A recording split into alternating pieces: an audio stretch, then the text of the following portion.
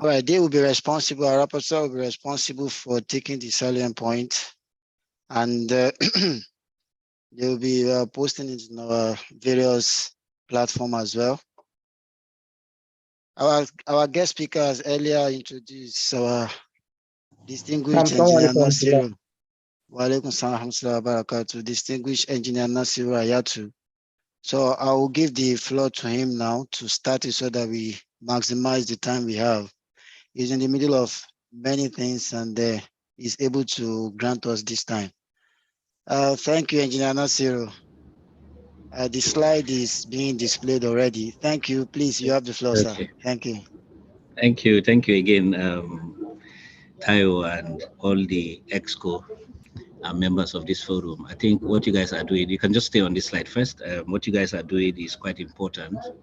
We live in a connected world, and information should be shared. I mean, that's the whole idea of connectivity.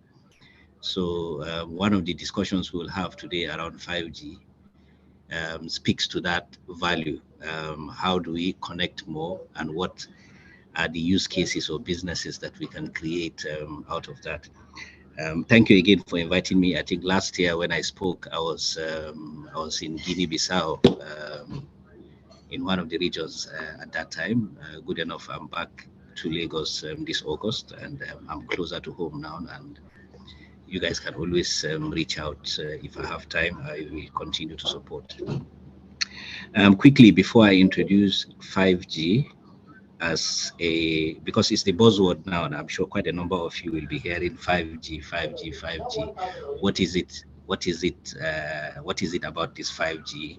How different is it from what we have? In fact, in MTN, we hear statements like, the 4G self is not enough. Why are you people talking about 5? Okay, so quickly, in technology and in general, every generational shift usually comes with quite a number of improvements, right? So those improvements can come either from introducing how that particular technology is used, meaning that efficiencies will improve, or it even brings about a lowering of barriers to entry so that it allows for people to be able to do things that they could not have done with previous technologies. That's the whole idea of generational shifts in technology. The 5G refers to the fifth generation of mobile telecommunication. I mean, there's a standardized body, the 3GPP, that usually standardized most of the, I mean, interoperability between devices, networks, and all that. So we've had the first generation, which was the analog. We've had the second generation, which introduced some level of data. Then we started to see more acceleration in terms of data from 3G. I mean, all of you can remember maybe using your 2G phones a couple of years back and how slow it was to even open a web page. So with 3G, you started to see speeds beginning to improve. And if you notice, between the time 3G started to become mainstream, quite a number of applications like your, not WhatsApp, your Instagram, and some of those Snapchat and all that started to become more mainstream, meaning that as the data speeds improved, the ecosystem, the apps, and the devices that you can use also started to improve. So that means that as that generational shift happened, it created an ecosystem of so many use cases and quite a number of things that you're able to do. So today you have your Snapchat, you can quickly take a picture and upload, and people are almost able to see that in real time. So that by the time 4G came into the picture, then you started to see things like Netflix and a lot of other video streaming applications started to also become more mainstream. They were more usable. So you can now have Netflix in your house. And I hear people saying now that I don't even need to pay for DSTV again. So you see, that technological shift has created an opportunity for people to be able to either change lifestyle. So a previous, a few years back, you were locked to DSTV. You had to pay that fixed amount every month to be able to access the decoder. You only had to watch what DSTV provided for you. But then 4G came and Netflix and all that can ride on faster speeds. You're able to stream without buffering. And then all of a sudden you have content, you have so many videos you can watch, so many applications you can watch, and you don't have to limit yourself to having to stay with DSTV every month. So you see that generational shift has already given you options. It's already given you a, a situation where you are able to choose, or you're able to make choices for yourself. So 5G is actually the technology that will drive what we call the connected world. The world is becoming connected. I mean, nobody will believe a few years ago that your car can be smart enough to actually even talk to you in some cases. Your fridge can be able to send you a text message to tell you that your stock is becoming low and you need to refill. In some countries, the fridge can actually even place an order to the your favorite shop and ask them to deliver. I mean, your credit card is there, and then they book it for you. Probably in Nigeria, if that happens, there will be holla. But look, it just shows you that these changes create value and use cases, enormous use cases right on that. So if you go to the next slide, Tayo, let me just start. In introducing 5G, what is it that 5G has brought now that you don't have with 4G? And that's a question that a lot of people talk about. And I want to say 5G is actually designed more for industry to drive that connectivity. Because really, today, based on the use cases that are mature, you might not be able to get from just a single user perspective, assuming just for you to open your basic applications and all that, you might not really get too much difference between 4G and 5G because speed is relative, right? So today, if you need 2 Mbps to be able to open your applications, all your favorite applications, your perception of speed is fine and you are able to open your application. So even if somebody is giving you 100 Mbps, it might not really make too much difference, especially if you're able to do that. So, but what happens with industry? What happens with use cases that require so much speed? Okay, so 5G is mostly designed for industry. And that's why it's actually a very good topic for entrepreneurs, because how do you tap into that industry that 5G is going to create? So some of the key benefits that 5G is actually bringing over and above 4G is that the throughputs are much, better than what you have in 4G. In some cases, 10 times as much. I mean, in ideal cases or single user cases, we get speeds of up to 2 gig in 5G. You can imagine your office with your LAN cables that you use is probably about 10 or at worst 100 meg. Okay, and then now you have speeds of 2 gig. So that means that you are able to get the feeling that you get when you connect to a fiber connectivity on the air. It's extreme. I mean, that's fantastic. Your latencies are becoming extremely lower. Remember, your latency is about the time it takes for packets to be sent and for it to be received back.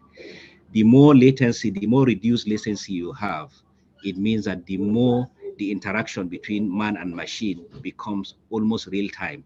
So later on, we'll see what are those use cases that require extremely low latencies and what are those advantages that we get from that. Okay, connection density. Today, some of the connectivities that 5G is going to drive, you can't get that on 4G because of the fact that we don't have the spectral efficiency in 4G. Cars are in the next 2-3 years. Almost every car is going to come with a chip. That car will be connected to one network or the other. That car will be able to do diagnosis. That car will be able to, even for example, maybe even from your seat, be able to measure your heart rate and send it to your doctor. It's all about connectivity. We're going to have a world where everything is going to connect, including humans. I mean, some countries are beginning to put chipsets inside people. So what is going to give that massive connectivity within a very small footprint can only be achieved with 5G because of the spectral efficiency that 5G brings that you can't get from today. So that's why you see the spectrum efficiency, you see the traffic capacity and the network efficiency. These are all things that 5G is going to bring relative to 4G. However, it begins to get more interesting when we focus on the 3 major use cases that 5G provides today. And if you go to the next slide, Tayo. Yes. So what are the key things that makes 5G to stand out? The first one of them is the enhanced mobile broadband. When we talk about speed, okay, so faster connections, higher throughput, greater capacity. I don't know if some of you are conversant or you have done speed tests before on your phone. I mean, with 4G and advanced 4G, you do your speed test, you still get some reasonable amounts of data, sometimes over 100 Mbps, depending on the spectrum and what carrier aggregations are being done. But with 5G, the minimum that you get based on the design is actually 100 Mbps, which is almost like your LAN connectivity in the office. So you can imagine most times when you used to say, look, if I'm in the office and on my LAN and connected to the internet, I'm guaranteed my speed is good. To assume now that you can get that on your mobile phone. So you can imagine the things that you are able to do. I know people that only watch some movies when they are in the office because they are able to get those speeds. Now you can be able to do all those things on the air interface, and you are able to get that. So there are use cases that are actually that speak to enhance mobile broadband, and one of it is the fixed wireless access, your ability to be able to get very good speeds in your homes. When you go to the UKs or Europes and the rest of them, I mean, most homes are actually served by fiber connectivities to the homes. And one thing I said at the beginning, that I said generational shift in technology sometimes also reduces the barrier to entry, is that today it's very difficult in Nigeria, from either legislation, rights of way, the way buildings are built, to actually lay fiber to every home. You can't do that. But with 5G now, you are able to get the fiber speeds over the air interface. So you see, it automatically you have been able to eliminate those barriers to entry, and you are able to provide that. So you can imagine if you're an entrepreneur today and you can buy wholesale from an MTN, for example, and you have an estate that you want to provide to. The way the smaller broadband players do, you can do that, and you don't have to dig fiber. You can only do that. You can provide that service over the internet, and people are happy. Okay, so I mean, lots of them real-time virtual augmented services. I'm sure some of you, when you go to the malls, you put on those headsets and you try to see. You can imagine how those things have been improving over the years. Now with 5G speeds, you are almost going to be doing that in real time. I don't know if some of you are following the metaverse and what Facebook is trying to do. In the next couple of years, actually, you can have virtual meetings and you wear those headsets and you actually see yourself in the same room with your colleagues wherever they are in the world. And because of the speeds that you have and the very low latencies that 5G will provide, you can almost be speaking to each other in real time. In fact, some developers are already even developing sensors that can allow you to even feel, meaning that you can shake. So somebody is sitting in the US, you are here in Lagos with those headsets, you can actually shake and feel the vibration and feel. All these things are coming from the extreme or the very good speeds, throughput speeds that 5G is able to provide. So there's quite a number of use cases. I will not speak through all of them because of time, but we will share this presentation, Tayo, and probably people can also socialize and digest this. So if you go to the next slide. So first thing is 5G brings this massive enhanced mobile broadband. The second one is the we call it ultra reliable low latency commission. Okay, latency is quite important. In previous technologies, we were not too bothered about latency, but anytime you are watching a movie and you see that buffering, I mean, it's an impact of latency, right? Because of the fact that your queues have finished before the packets come back again. When you have queues that are continuously filled in and your scheduling is going on, right, you will not see buffering. So with ultra low latency, it also creates quite a number of use cases, right? And some of them are here. Self-driving cars. I mean, Tesla, for example, all Tesla cars are coming down with chips. And Elon Musk, I mean, some people call him a madman, but the guy is really changing the world. He's with the Starlink satellites, he's going to have a situation where cars are going to be connected and cars can do a whole lot of things, driverless cars and all that. Smart metering, it's already happening, but I mean, these things are going to be advanced. But one key advantage that ultra low latency will bring is in telehealth. And just like giving the example of breaking the barrier to entry when generations shift, we don't have the right healthcare today, and especially when you go to the rural areas today in Nigeria, you don't really have, there's no equity in terms of how access to healthcare is. I mean, in Lagos, you probably will get better healthcare than when you go to Shagamu or you go far deeper into the hinterland. So 5G will create that opportunity where, because of the ultra low latency and high speed, you can actually even have remote surgeries. You can have things like drones. I mean, so many countries are beginning to apply that. Drones are able to deliver, drones are able to do stuff. But these things will even become better, because imagine a drone flying and you lose control of that drone, or you are not able to communicate almost in real time, there's a whole lot of risk that is associated with that. So 5G will provide that kind of low latency that will allow us to operate drones much better, or even robotic applications, especially in industries. Okay, so that's also one opportunity that ultra low latency is going to bring. And if you go to the next slide, Tayo, the last one, which is one major advantage as well, is the massive connections. Like I said, connectivity is growing. Now, almost every electronic that you buy is smart, or it can connect to something. Okay, you need the capacity to be able to make all those connections, because it is in those connections that we're able to create value. And that is what comes with 5G. The spectrum is bigger, this efficiency is more, and you are able to create that ability to be able to connect machine, man to machine. Quite a lot of things can all come together and become this big connected world that we're talking about. So these are the three main I would say characteristics of 5G that is different from previous technologies, and at the same time that will create or drive what use cases we are going to be seeing going into the future. Okay, next slide. Okay, so these are some of the opportunities that it unlocks. So for example, we talked about the EMBB, which is the enhanced mobile broadband. So some of the things are fixed wireless access, like I said, your ability to be able to get that fiber kind of feeling without having to dig fiber. Okay, smart homes. It's becoming mainstream now. I mean, everything in your house is connected, from your fridge to your door to your lights. I mean, you can control your temperature in the house from your home. And in doing that, what does that do for you? For example, you are also able to become more efficient, right? Because if you have a smart meter and you have smart electronics, then it can be able to read, for example, your TV knows when you have not changed the channel over time, it should be able to reduce its power. There's a whole lot of things that will come with that. So those efficiencies will come with enhanced mobile broadband and speeds. When we talk about latency, you have the smart factories, for example, because you are able to have this interaction in almost real time. Then it means that you can control. You don't want a robot that will take your instruction just after 3 or 4 minutes. Imagine a robot operating you and a doctor is sitting in India, and if that doctor has to send a command before the robot takes an action. Now you are the one on the operating bed, you have appendix, for example, and the robot is cutting you. Do you want the robot to take 2 minutes before you listen to the instruction? Maybe it's supposed to say cut, and then it waits until, if it doesn't follow that sequence, your life is in danger. You are not able to do that. But with ultra low latency and almost real time, as soon as the doctor puts in the robotic arm, because in some cases what happens is there's actually a robotic arm. The doctor puts his hand in a robotic arm from where he is, probably in India. And then that same robotic arm will be taking commands and almost doing the same thing that the guy is doing in India in trying to do the cut.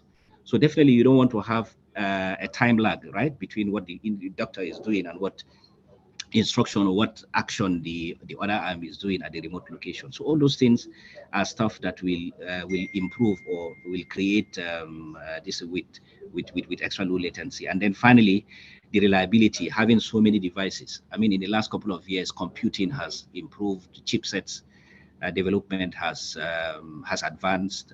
We now have much smaller chipsets, much more powerful, and battery life is also improving, because one of the key limitations for devices to connect has been battery life. Your phones, you charge them every other day. Tesla has just told us now that they are designing a phone that you don't have to charge for years. Okay, so as battery life improves, so also will the ability for devices to interconnect, because if you don't have to charge a device, then it means that even your signboard outside can have a chip, can have, without access to power, can be able to have a chipset that can work for years. So that is what is going to drive that connectivity over that. So these are opportunities, but then how do those opportunities translate into business? And I think that's what we'll see in the next couple of slides. If you go next, Taiwo.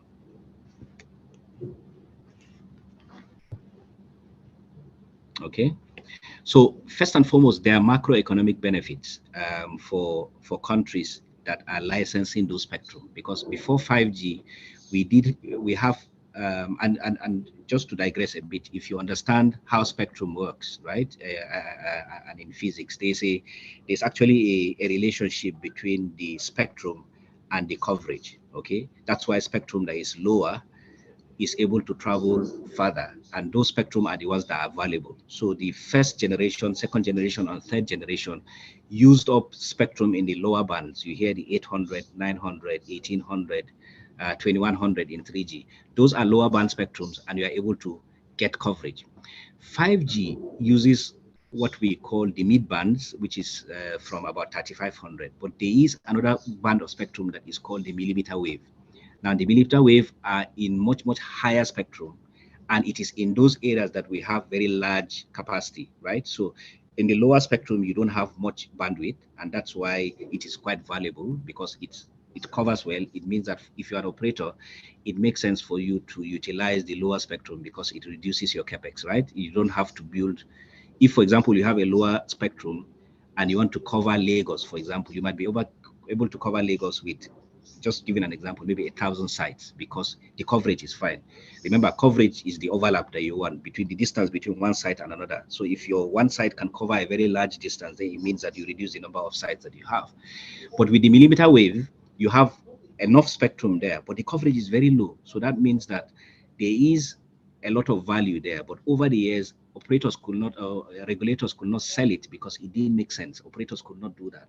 Now technology has caught up, and 5G with the use cases and all has created value. And that's why you see here in auctioning the millimeter wave alone, countries are able to get this. And I mean, you see the recent auction that was done in Nigeria, I mean, was over 270 or so $1 million just coming into the government coffers. So it also creates opportunity for operators to be able to, for regulators to be able to generate income or revenue for governments. I mean, there are other benefits as well. The productivity that comes with manufacturing and mining, for example. I mean, we've seen in South Africa where a particular mine working with MTN has been able to completely automate the mine, and you have very few humans in the control room, and robots are able to do all the activities that you're able to do in the mines. That has improved on the efficiency there. Okay. Access to healthcare. I mean, apart from using the drones to deliver drugs to remote areas that you couldn't have done very efficiently before, you also have things like the telemedicine. You have the video medicine, where people can be able to even get diagnosis just by logging on and using apps. Today, you have some apps where you even have chatbots that can speak to you almost in real time. So all those things are use cases that can also utilize on these key benefits of 5G too.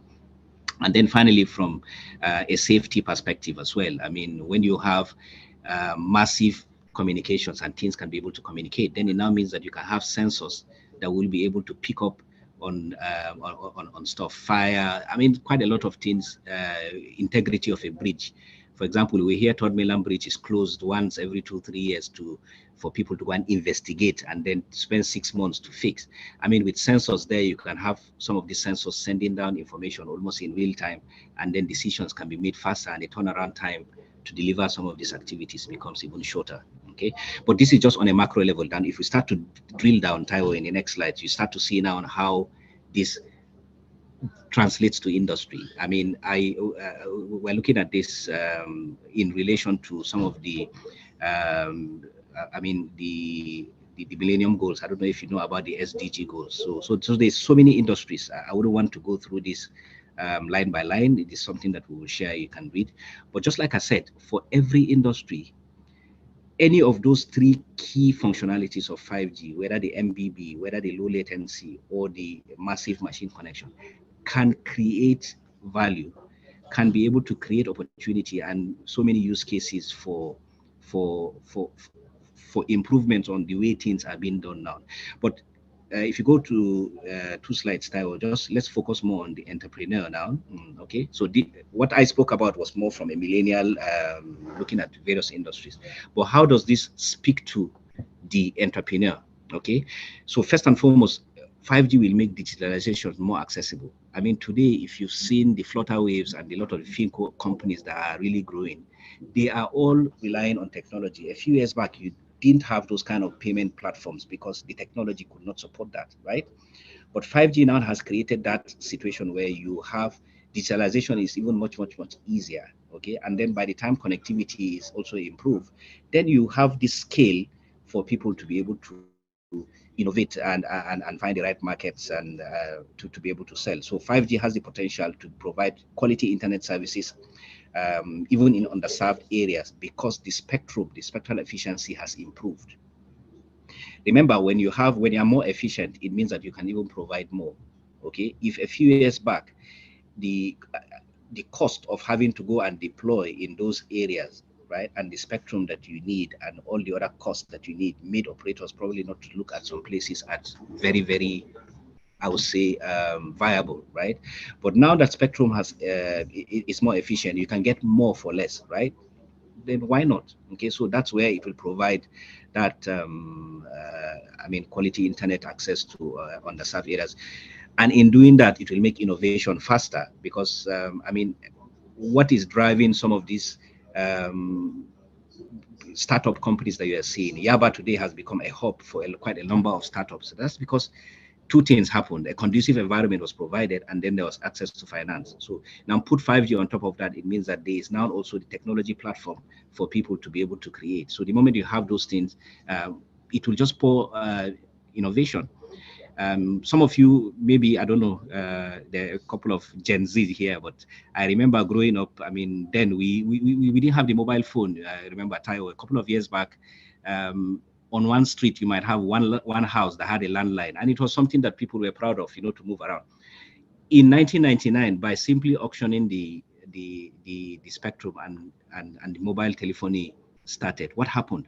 It completely changed the generation. Today, my kid the other day was speaking to me, and she could not understand how it was possible that there was a time when we didn't have phones. It did not make sense. How? So that is what this generational shifts bring for you. Innovations in supply chains. With faster data speeds, there is quite a whole lot of this. So my advice, and as I continue to speak, is that no technology will come and readily hand you a use case and say, go and make money. It will only provide you the platform for you to innovate. Simple. So don't deceive yourself. Don't think everybody is going to say, no, 5G is just going to come and this 5G is just going to be. No. People have innovated even from 3G and made money. People have innovated using 4G and made money. So all you need to do is look at what are those characteristics, what are those things that 5G is going to bring, and then to ride on that to create value. And if you go to the next slide, Taiwo, I just want to finish so that I allow for questions, because it's new technology. There's quite a lot of text around that, and I think that quite a number of you might probably understand more by asking specific questions. Okay, and then finally, coming to Nigeria, the SMEs, fintech is one key area. E-commerce, the ecosystem is getting more and more matured. Okay, IoT, which is what we call the Internet of Things. The whole things around the smart metering, the connected cars, are there to improve. Okay, so all these things are there for people to leverage. Smart transportation, how you just need to sit down and say, okay, fine. First and foremost, what do I need to do? Okay, I want to be in a situation today where I can change the way car tracking is done. Okay, maybe in previous years, because it was riding on a 2G network, there were issues with how fast the communication comes back. Today, with map data and faster communication, you can actually even improve the way logistics is done. Maybe in real time, you can be able to advise the trucks on shorter routes to take. If it's vegetable or perishables, with a lot of information coming together, you can be able to make sure that those goods are able to reach the last miles, in good time. There's a whole lot of stuff. But like I said, every generation shift creates an opportunity, reduces barriers to entry, but you also have to sit down to innovate. So you have to understand first what you want to do, and then what are those characteristics or what are those things in this new technology that you want to bring to help you to either innovate better or to make what you are doing today more efficient. So 5G, in conclusion, is the glue that will bring our devices, our buildings, our cities, and it will enable a smarter and faster way of doing things. And by the time we have all those things come together, it's just left for one now to innovate and explore and use that opportunity to be able to create value. Thank you very much. I tried to be as fast as possible just to allow for a bit more time. I'm also a bit tight for time, but I hope that I have been able to at least put out the point that 5G is a new technology. 5G is technology for industrialization. 5G has got those characteristics that enables data speeds to improve much, almost 10 times what we have today for 4G. It will give us ultra low latency, which allows for so many use cases that require ultra low latency, for example, in medicine, for drones to work better, and then massive machine connections where so many devices can be able to connect within a small area.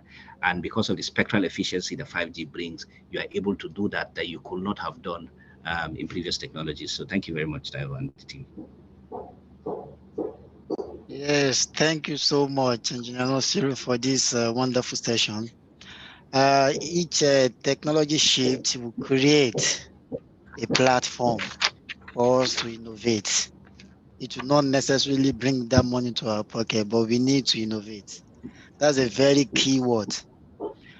Please, to our attendees, kindly drop your questions in the chat box.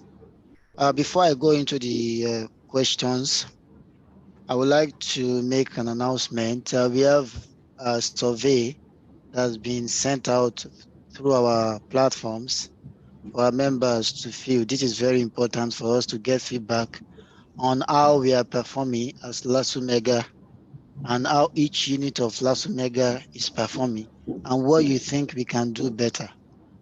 What you think we can do better and what you think we need to continue doing. So all of these are very important to us to be able to give the benefit of being in this member, of being in this LASUMEGA group, or the benefit of being in the LASUMEGA group. So thank you, for those that have filled the the survey, and the people that have not filled, please endeavor to do so. One question that I can see from one of our platform is there any negative effect? Is there any negative effect of 5G to human beings? Okay. I, I don't I don't think there's going to be any discussion about 5G without this coming. But let me try to look. I won't sit here to answer yes or no because there's been so many discussions and stuff around that. But let me just try to talk about why people perceive that there will be these whole issues around 5G. Because remember, I talked about the millimeter wave. Okay, the millimeter wave are spectrums that are quite high. Today we use them actually, and that is where people miss out on the point. Those spectrum that we are talking about, we have used them today for transmission. But because a lot of time for microwave transmission, they are used point to point, and you don't have antennas beaming down on people. Like I said, the higher you go, the shorter the distances that you have. Because of that, to be able to cover more, transmission networks today utilize quite a lot of power. So that was where the first confusion started to come. If you are now utilizing that spectrum that had so much, that used to blast so much power for transmission on humans, then I mean, that's how the argument came about. But first and foremost, even for Nigeria today, we are not launching 5G initially on a millimeter wave. Today, we are launching 5G actually on a mid band, which is the 3500. That is what was auctioned by NCC, and that spectrum was actually the spectrum that was used a few years ago for the high net. So anytime you bought the high net box from MTN a couple of years back, you were actually using that spectrum, and nothing has happened to you. So it's a question that will continue to. There's going to be conspiracy theories around that, but I can assure you, there's been quite a number of tests. There's been quite a number of trials that have been done, and so far, there's been no clear-cut area or issue that has been raised. And the 5G that is going to be launched here, especially at the beginning, is actually on spectrum that have been used before for the normal internet. If you bought those modems a couple of years back, I mean, you have probably riding on 3500. There's nothing different. And technology is improving every day. Things are becoming miniature. I mean, regulators are looking out for some of these hazards more and more. And I assure you that if there is any, then it will be published and there'll be white papers around that. But so far, I can assure you that there's really no clear-cut arguments around the direct impact on 5G on health. Yeah. Okay, another question is, would there be any change to once 5G is launched? Will there be No, any change to our SIM card? no. I think for 3G to 4G there was a change because of the use SIMs, but for 5G it's just an issue of provisioning. So that is something that will be once the 5G is launched. If you want to get a 5G SIM, I believe on your existing SIM you just be provisioned to be able to use 5G. Do you understand? So there is no going to be going to change here. Our current 4G SIMs can be provisioned to support 5G. Okay, thank you for that answer. Another question is the pace of innovations. Sorry, the pace of innovation and skill set required to support them is arguably mismatched. Should upcoming engineers be fearful of being replaced by machines career-wise? Career-wise, should the upcoming engineers be fearful of being replaced by machine now that robotics, everything is into play with 5G? I think this discussion around robots and humans has been around for quite a long time. Okay, and I don't see that as a direct competition. Humans design robots to improve on efficiency, right? So people will still have to design.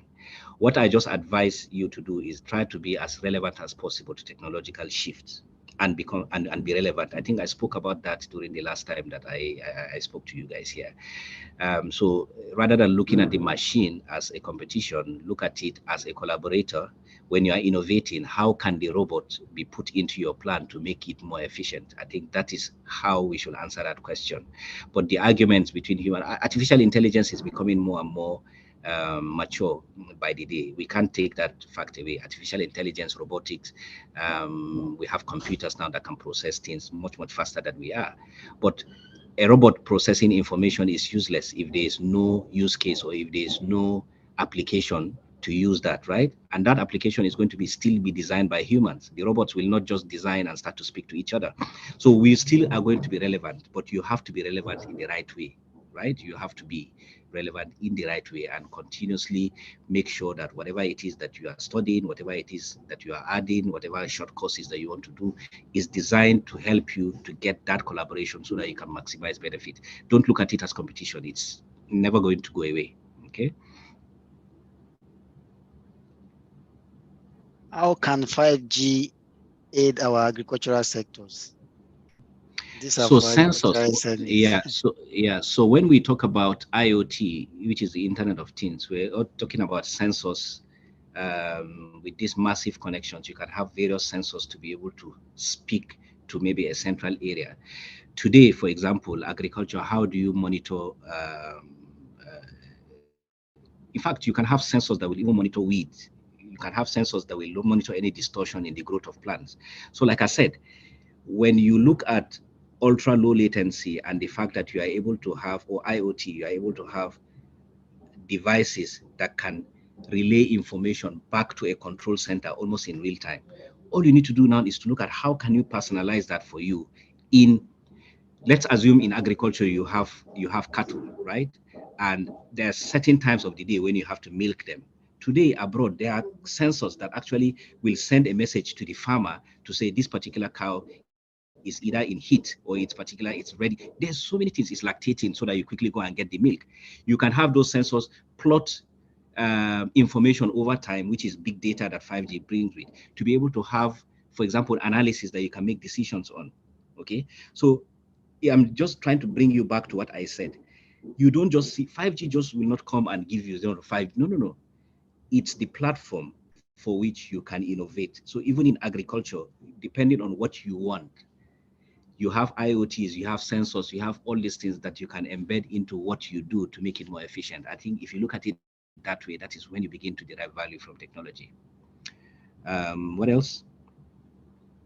In Another security question sector, for is, example, yes, in yeah, security and I commerce sector. so in security, for example, cameras are now becoming more and more advanced. I mean, and with 5G and higher data speeds, you can even have facial recognition. There are countries today where cameras can actually have facial recognition, right? So it means that even in a stream of people, cameras can be able to pick out somebody who is being looked out for. I mean, it can be used in the wrong and right ways. I mean, we've seen situations where they say in China it's been used to repress opposition and all that. But you can also use it in the right way, tracking people, becoming more and more efficient.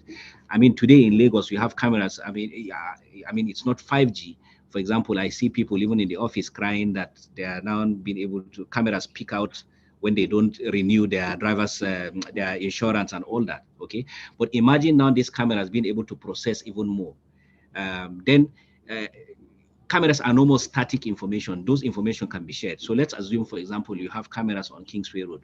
Okay, that camera is recording the number of cars, the throughput of cars that is passing there.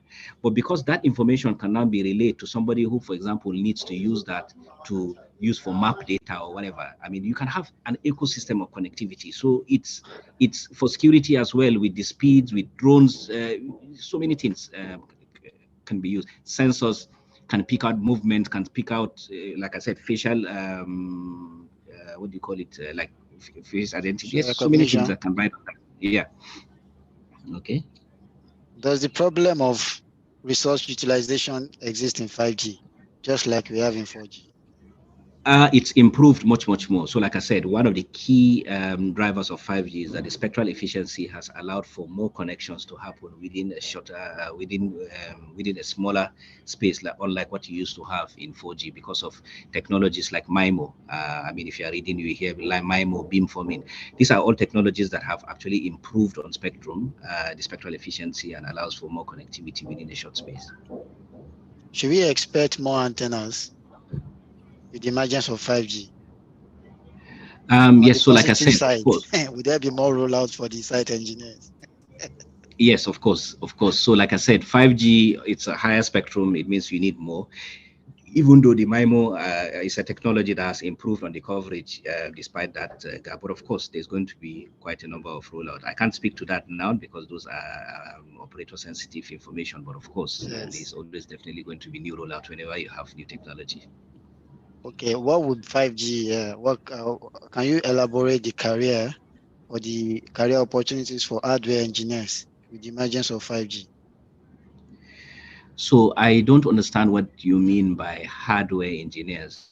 Of course, the OEMs are still the guys who produce the hardware. So it means that if you are skilled and you're able to get employment through those OEMs, that's one opportunity. There is going to be rollout like you talked about, which is down the third-party vendors that will install and all that. All that as also understanding how to also use those radios. And don't forget, these things are advances, right? So it's not that if with the knowledge that you have up till 4G, for example, especially from a rollout perspective, it means that you can adapt quite quickly to 5G as well with the skill sets that you have. So obviously there is going to be along that line, if I understand the question correctly. But in terms of hardware and learning how to build that, then I mean, if you are not able to do that today with 4G, then it's still going to be a challenge. Except you work with those vendors, you are able to work in those manufacturing plants, and then you have the right skill sets to be able to do that. But it's an opportunity, quite all right. Okay. Just take two more questions. One is with 5G, do you envisage any early extinction of 2G and 3G with this Okay. 5G emergence? Not really. I mean, the normally what pushes technology out is situations where devices mature. You know, all these technologies are driven by devices and the maturity of the devices, right? So even when 4G came, if you don't have the right 4G device, it means that you are not able to do 4G. You have to still do 3G. With the in sub-Saharan Africa and the challenges with the economy and all that, I mean, you don't expect that everybody will have 5G related devices over a short period of time. So those kind of decisions can only be made um, will only be made as the device ecosystem becomes more and more mature, and people shift into that. It doesn't make sense for an operator to extend a technology where quite a number of subscribers still use or still are camped on that device without taking the right decision. So operators will continue to evaluate, and as the device ecosystem matures over the next couple of years, those kind of decisions can be made. So another question is, if you look at the evolution of technology, 2G to 3G to 4G, now we're talking about 5G. Do you see 6G and 7G coming soon? Absolutely.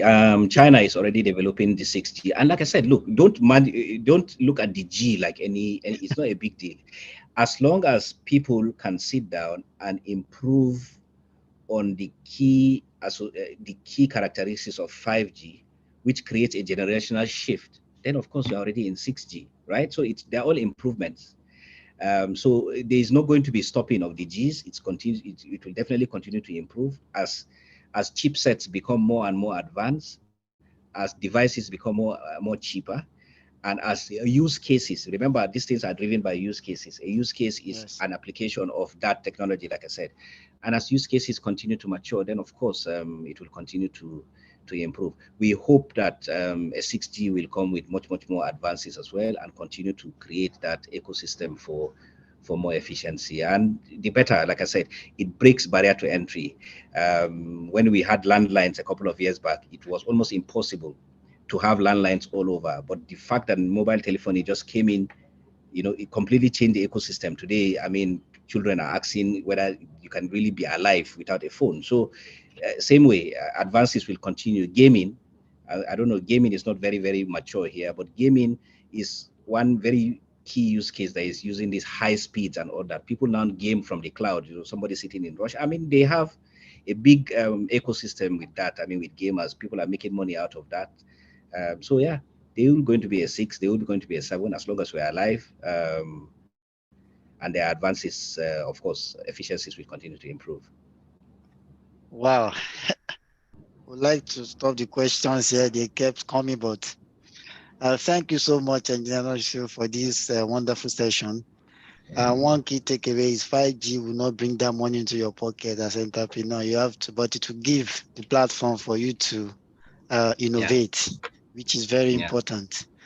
Thank you so much for this session. And I must confess that there are quite a number of feedbacks on several platforms from our members that this has been a very fulfilling session. So this means that we may be calling you back anytime soon once 5G is really launched in Nigeria to to come and give us more insight into 5G. I would There are a like couple to of call. specifics. Okay. Yeah, there are a Yes. couple of specifics I didn't discuss, so I tried to generalize. Yeah, maybe like you said, Yes. when it's rolled out, Yes. when it's out there in the market, then we can talk about a few more specifics more. Okay. Absolutely. I understand. All right. So thank you. I would like to call on Brother Abdurrashid Abari to give vote of thanks to our guest speaker. Please, Brother Abari, you can unmute your mic, please. Alhamdulillah, we thank Almighty Allah, Azza wa Jalla. On behalf of LASUMEGA General Council and the entire member of LASUMEGA family, we say a big thank you to our guest speaker in the person of Engineer Nasiru Hayatu, who has done justice to the topic. We pray Allah rewards him in manifold. I mean, then also to all our members from LASUMEGA as well as various organizations that are present here today. Also, some of our guests are here as well. She is too big to be ignored. I wanted to say her name, Engineer Dolapo Adenijadele.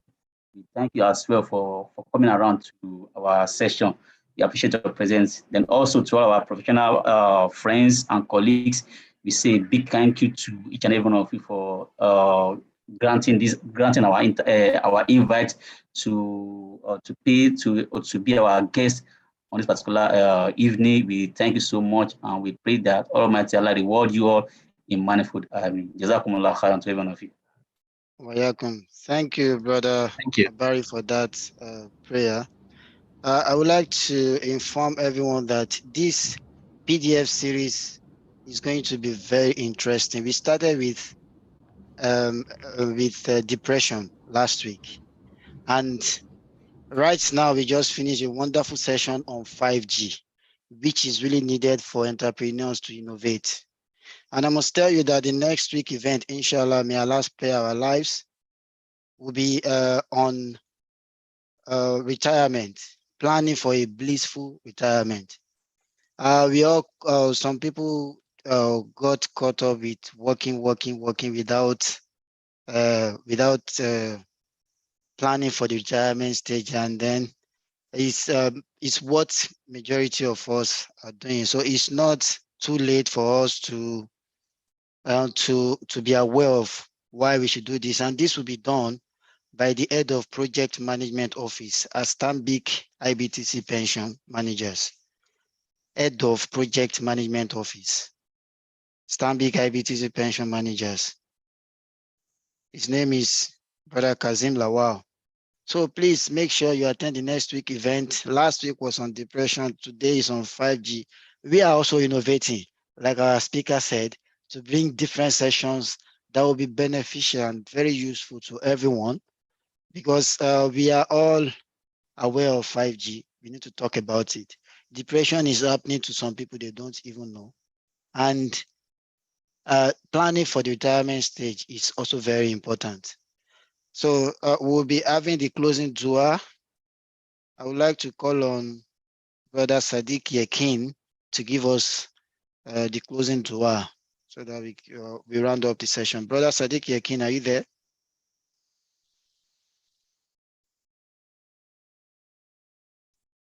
Okay, if you don't have Brother Sadiq Yakin there, if Brother Alamin Saba is there, you can do the closing prayer. Okay, so we give thanks to Allah subhanahu wa ta'ala for granting us the time and the resources to actually make this session happen. We pray to Allah to continue to guide every one of us, and we pray to Allah to continue to bless our guest lecturer, Engineer Nasir Ayatu, who have deemed it fit to attend this session and deliver the lecture. We also pray to Almighty Allah to also continue to bless all our participants and everyone also watching us on YouTube at this time. To you all, we say Jazakallah khairan. May Almighty Allah reward you abundantly. Thank you. So like I said, thank you everyone for attending this session. It's been a very insightful and wonderful session. And the next week session will be on planning for a blissful retirement by Brother Kazim Lawal. Brother Kazim is head of project management office, Stanbic IBTC Pension Managers Limited. You can, okay, from that position, you should have an idea of what we are expecting. Thank you. All right, thank you, Tayo. Thank you for the session. Please. Yeah, no problem. My regards to everybody. I will drop off now. Thank you, team. All right. Yes, thank you. Okay, bye. And thanks to our members. Thank you for joining. See you next week, inshallah.